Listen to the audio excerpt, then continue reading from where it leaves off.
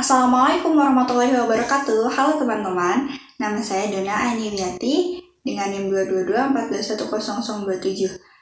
Saya dari kelas 5A. Video ini berisikan jawaban ujian tengah semester mata kuliah Pendidikan Inklusi tahun 2023. Jawaban dari nomor 1. Menurut saya, pendidikan inklusi merupakan solusi bagi pendidikan di Indonesia. Menurut Undang-Undang Dasar 1945 Pasal 31 Ayat 1 yang berbunyi, setiap warga negara berhak mendapatkan pendidikan. Maka, pendidikan inklusi merupakan solusi bagi anak-anak penyandang berkebutuhan khusus untuk mendapatkan pendidikan yang layak dan sesuai dengan kebutuhan mereka. Jawaban dari nomor 2, Smith 2006 menjelaskan pendidikan inklusi sebagai pembauran anak-anak berkelainan ke dalam program sekolah reguler. Sedangkan menurut Val and Connor dalam Santrok 2014 yang menyatakan bahwa inklusi berarti memberi pendidikan anak dengan pendidikan khusus secara penuh waktu di kelas reguler. Nah, dari dua penjelasan ahli tersebut, saya menyebutkan pendidikan inklusi sebagai sistem pendidikan yang ditujukan kepada anak berkebutuhan khusus yang memiliki hambatan atau keterbatasan fisik dan mental yang berintegrasi dengan sekolah reguler. Jawaban dari nomor 3. Seseorang yang memiliki hambatan atau kerusakan pada organ matanya. Hambatan atau kerusakan ini menyebabkan ketidakmampuan dalam melihat objek yang berada di depan matanya, kesulitan membaca hingga menulis, dan kesulitan dalam berperilaku sosial akibat kerusakan organ matanya. Jawaban dari nomor 4. Tunarungu merupakan seseorang yang pendengarannya mengalami kerusakan dalam level berat sehingga pendengarannya tidak berfungsi lagi. Sedangkan tuli merupakan seseorang dengan indera pendengaran yang mengalami kerusakan namun masih dapat berfungsi untuk mendengar, baik dengar menggunakan alat bantu dengar ataupun tidak.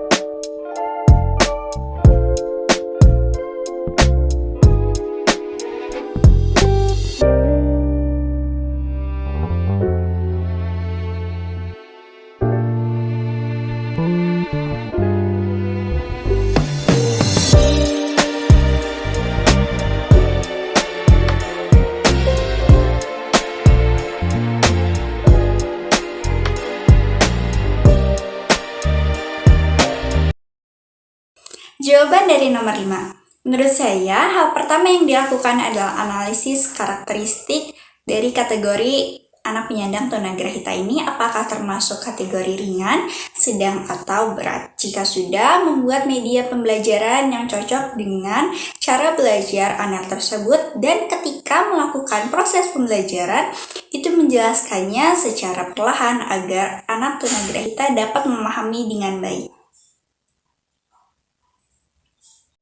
Jawaban dari nomor 6. Menurut saya, apabila saya mempunyai teman penyandang tunadaksa, hal-hal yang dapat membantunya itu seperti membantu mendorong kursi rodanya ketika akan ke kampus, memakaikan kruk atau alat penyangga otot pada badannya.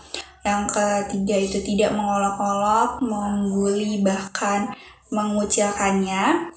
Kemudian selalu berbicara kepada dirinya agar kemampuan berbicaranya itu semakin meningkat.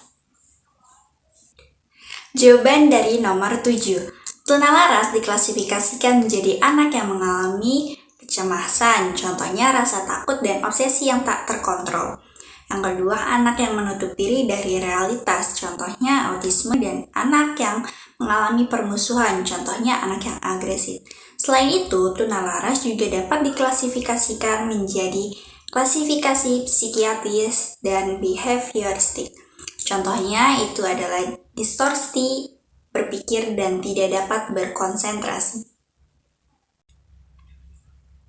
Jawaban dari nomor 8. Jika saya sebagai pemegang kebijakan, saya akan membuat kampus menjadi lingkungan yang ramah bagi penyandang disabilitas, seperti menyediakan guiding blocks, rem, kemudian setiap pengumuman atau ruangan diberikan tanda huruf braille, dan sebagainya.